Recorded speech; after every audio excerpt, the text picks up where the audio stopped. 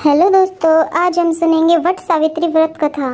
वट सावित्री व्रत उत्तर भारत में ज्येष्ठ अमावस्या और पश्चिम और दक्षिण भारत में ज्येष्ठ पूर्णिमा पर रखा जाता है। वट सावित्री व्रत की महिमा निराली है और यह व्रत अखंड सौभाग्य, सुख, समृद्धि और संतान दिलाने वाला है। इस जगदम्बा सावित्री के व्रत की महिमा भगवान शिव ने जगत कल्याण के लिए संत कुमारों को बताई थी।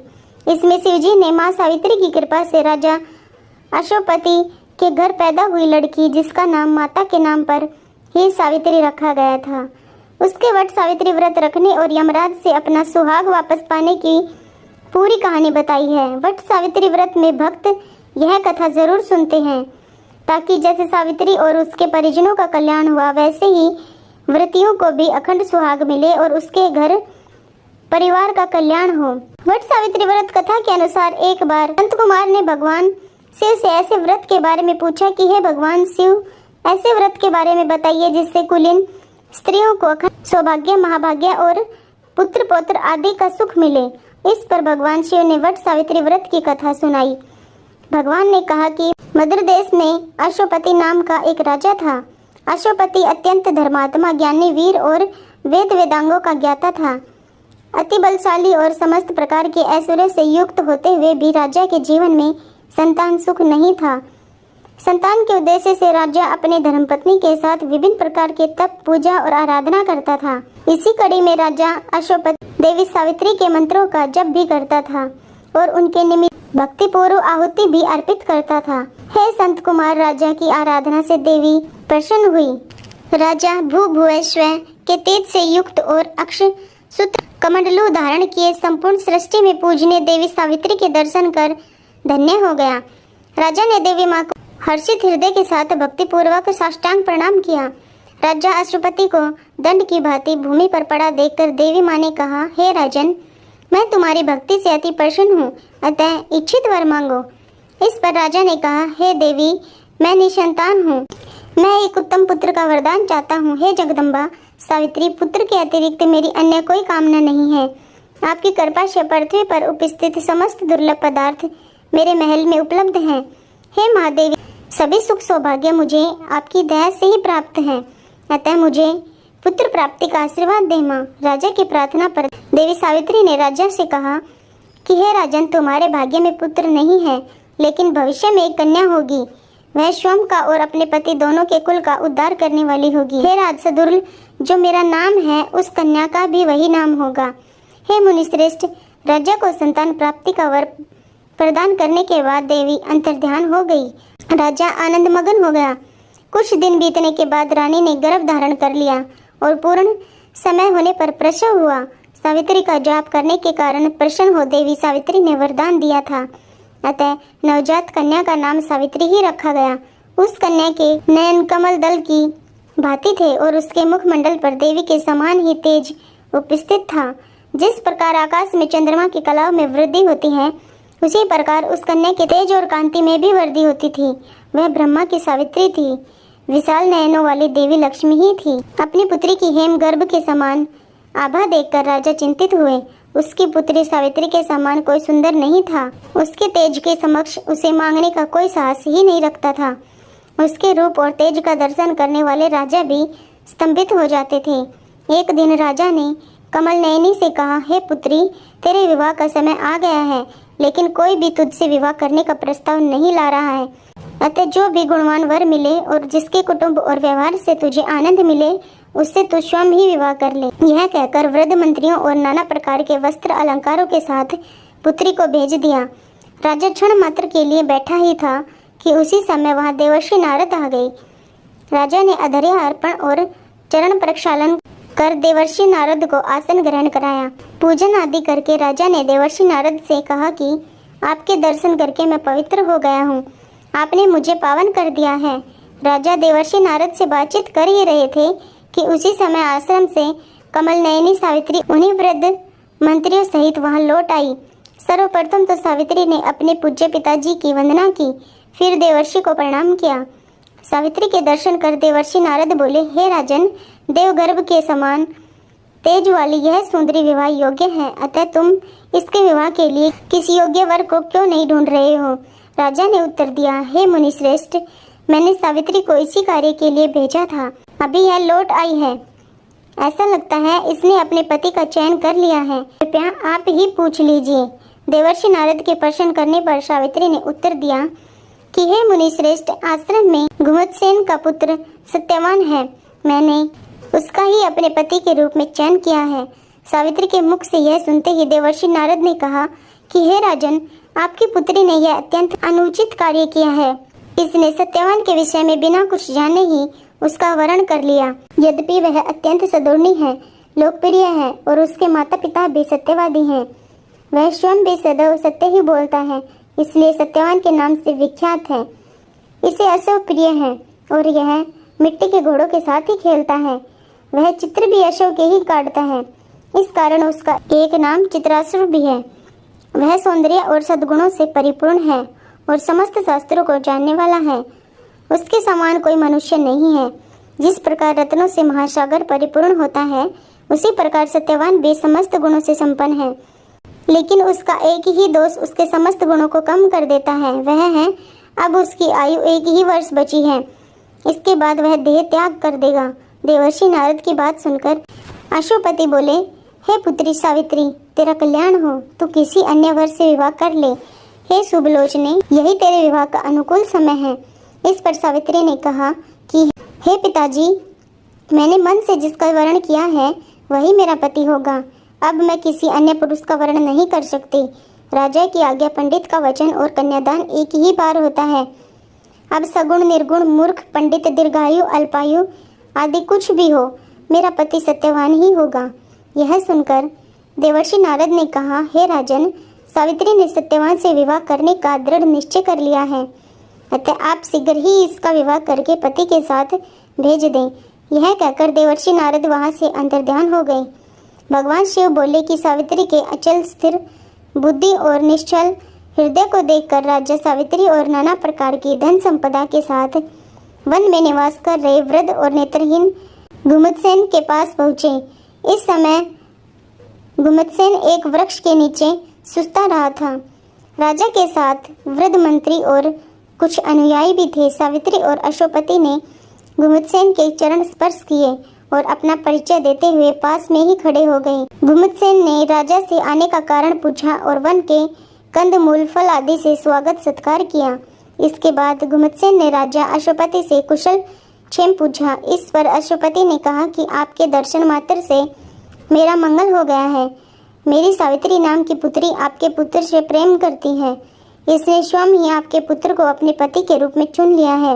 आपका पुत्र इसे स्वीकार कर ले और मेरा आपका संबंध स्थापित हो, यही कामना है।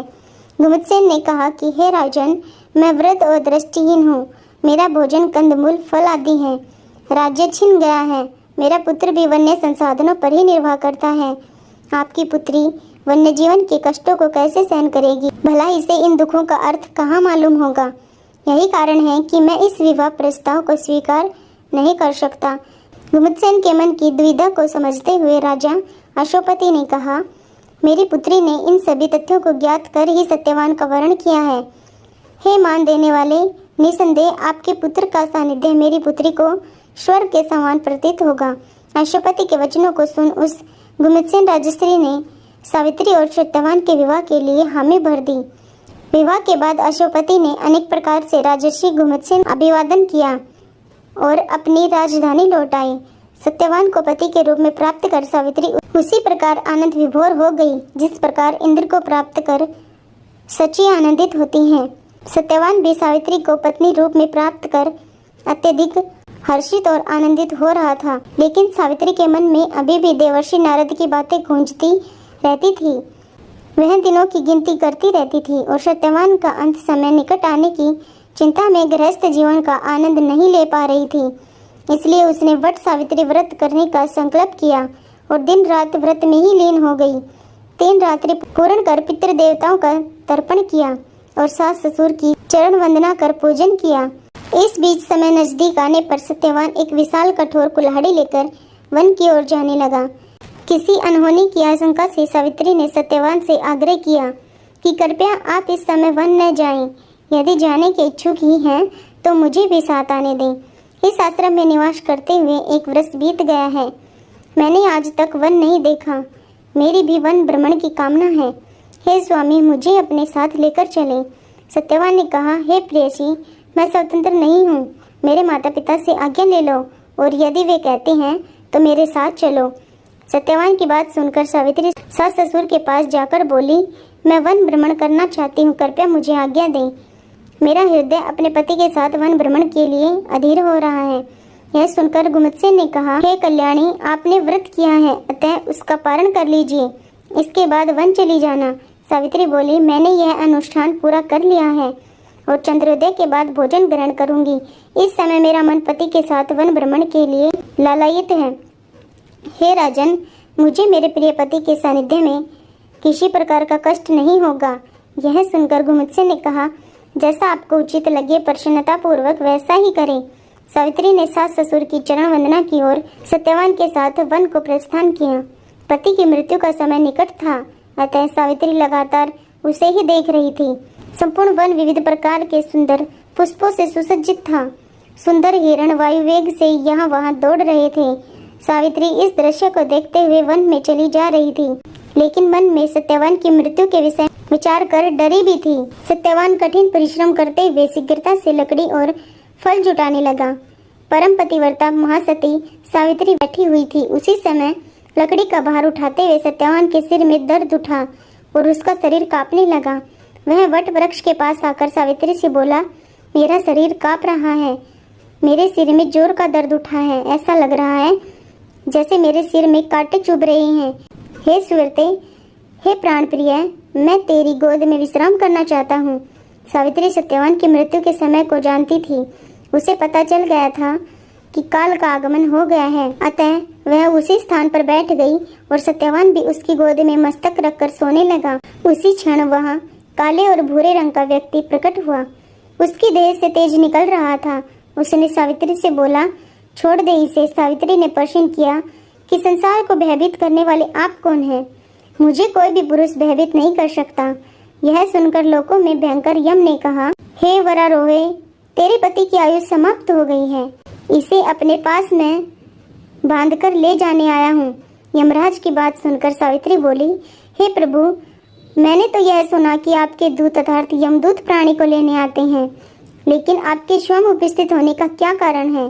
यम ने कहा कि सत्यवान अत्यंत धर्मात्मा और सद्गुणी है, अतः वह मेरे दूतों द्वारा ले जाने योग्य नहीं है, इसलिए मैं स्वयं यहाँ आया हूँ। इतना कहते हुए यमदेव ने सत्यवान के शरीर में पाशों के बंधन में बंधे हुए अंगुष्ठ मात्र के प्राण पुरुष को बलपूर्वक खींच लिया। इसके बाद सत्यवान का शरीर निश्वास निष्प्राण तेज रहित चेष्टा रहित हो गया और यम उसे बांधकर दक्षिण दिशा की ओर जाने लगे। अपने पति की मृत्यु से व्याकुल सावित्री भी यम के पीछे पीछे चलने लगी।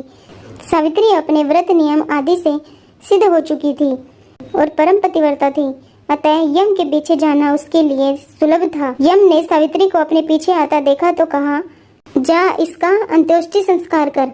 पति के प्रति जो तेरा कर्तव्य था वह तूने पूरा किया। जहाँ तक जाना संभव था वहाँ तक गई। सावित्री ने कहा, जहाँ मेरे पति को ले जाया जाए अथवा वह स्वयं जाए वहीं मैं भी रहूं, यह सनातन धर्म है। पति प्रेम, गुरु भक्ति, जप तप और आपकी कृपा के फलस्वरूप मैं कहीं नहीं रुक सकती। तत्वदर्शियों ने 7 आधारों पर मित्रता बतलाई है। मैं उसी मैत्री की दृष्टि से कहती हूँ, ध्यानपूर्वक सुनो। लोलुप वनवास करके भी धर्म का आचरण नहीं कर सकते, न ब्रह्मचारी न सन्यासी हो सकते हैं। बुद्धिमान ज्ञानी जन धर्म में ही सुख मानते हैं, इसलिए संत धर्म को ही प्रधान मानते हैं। सज्जनों द्वारा स्वीकार एक ही धर्म के माध्यम से हम दोनों ने एक ही मार्ग प्राप्त किया है, इसलिए मैं गुरुकुल वास और संन्यास की इच्छुक नहीं हूँ।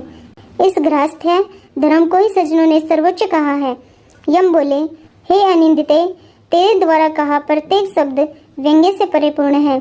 मैं परम प्रसन्न हूँ। सत्यवान के जीवन दान के अतिरिक्त तुझे जो भी वरदान चाहिए मांग ले, मैं तेरी मनोकामना अवश्य पूर्ण करूँगा। सावित्री बोली, मेरे ससुर राज्य विहीन होकर वनवास कर रहे हैं, वह दृष्टिहीन हो गए हैं, उन्हें नेत्र प्राप्त हो जाए और वह सूर्य के समान तेजस्वी बलशाली हो। यम ने कहा, जैसे तूने कहा है वैसा ही होगा। मैं आपके मार्ग का परिश्रम देख रहा हूँ, आप अपने आश्रम के लिए प्रस्थान करें।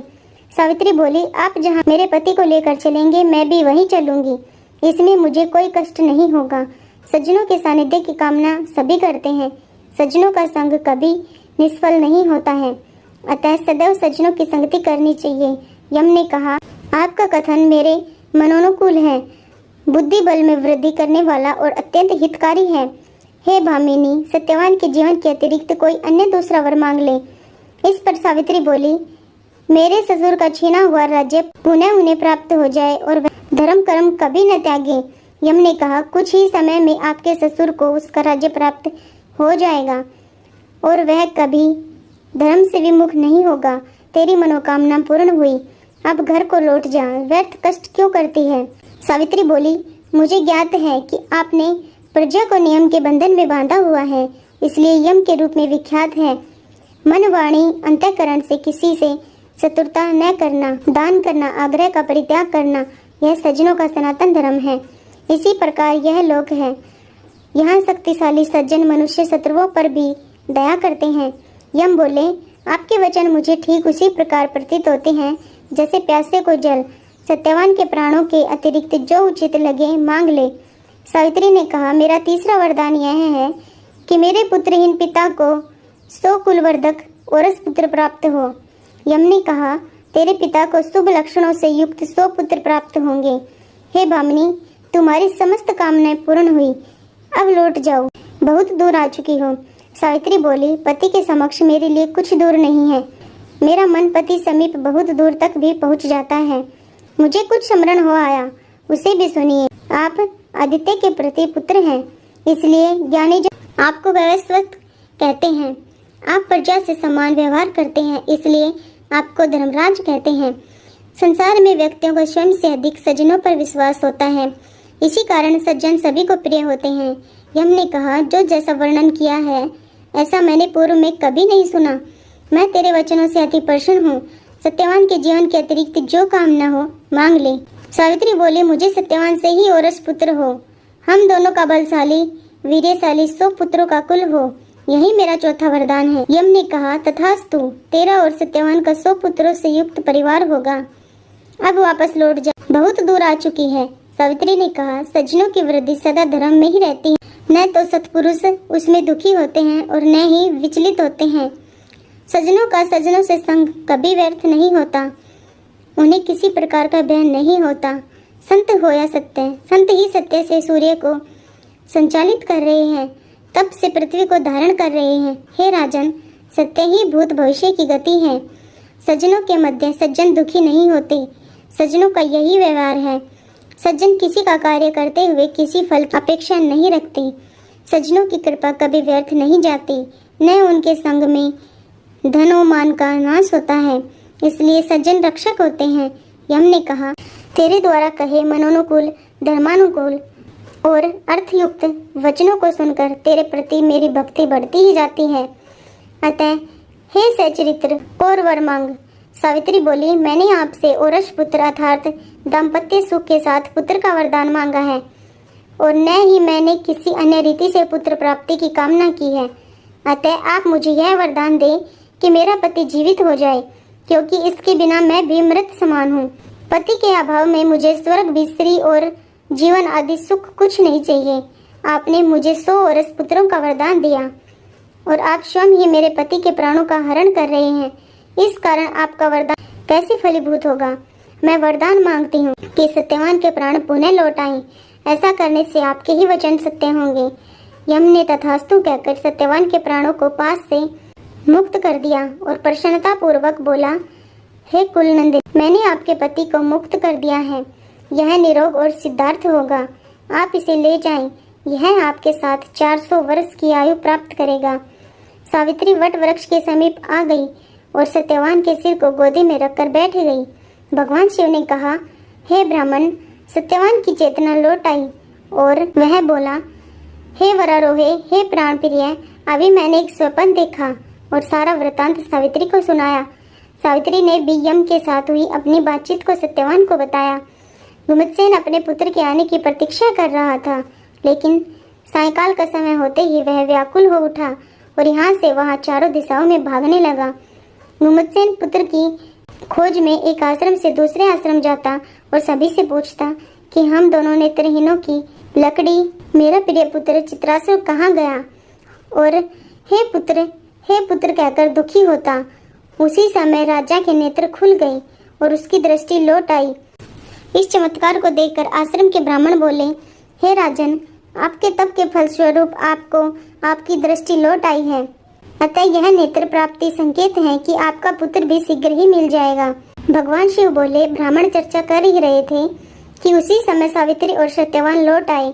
सबको प्रणाम किया। वहां उपस्थित ब्राह्मणों ने पूछा, हे सुभान्य सावित्री, क्या तुम्हें अपने वृद्ध ससुर के नेत्रों की फिर प्राप्ति का कारण ज्ञात है? सावित्री बोली कि हे पूजनीय दिविजगणों, मुझे उनकी दृष्टि प्राप्ति का वास्तविक कारण तो ज्ञात नहीं है, लेकिन मेरे पति चिर निद्रा में लीन हो गए थे, इस कारण विलंब हो गया।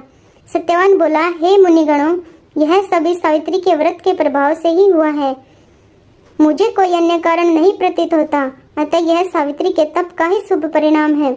मैंने स्वयं सावित्री के व्रत का यह मातम्य देखा है। शिवजी बोले, सत्यवान यह कह ही रहा होता है कि उसी क्षण उसकी राजधानी के प्रधान पुरुषों ने आकर यह सूचना दी कि जिस दुष्ट मंत्री ने आपका राज्य बलपूर्वक छीन लिया था, उसका वध भी उसके मंत्री ने ही कर दिया, इसलिए हम आपके समक्ष उपस्थित हुए हैं। हे राज शार्दुल, अपने राज्य का पालन करने चले। हे राजन, आप मंत्री और पुरोहित द्वारा अपना राज्याभिषेक कराएं। राजा उनका आग्रह स्वीकार कर उन प्रधान पुरुषों सहित अपने नगर पहुंचा। अपने कुल क्रमागत राज्य को प्राप्त अति आनंदित हुआ। सावित्री और सत्यवान भी अत्यंत प्रसन्न हुए। इसी व्रत के माध्यम से सावित्री ने 100 वीर पुत्रों को जन्म दिया। यमराज के वरदान के अनुसार ही सावित्री के पिता के भी परम बलवान 100 पुत्र हुए। हे ब्राह्मण, हमने इस वट सावित्री व्रत का उत्तम महत्व सुना दिया है। इस व्रत के प्रभाव से आयु क्षीण होने पर भी पति जीवित हो उठता है। समस्त स्त्रियों को इस सौभाग्यदायक व्रत को करना चाहिए। Thank you.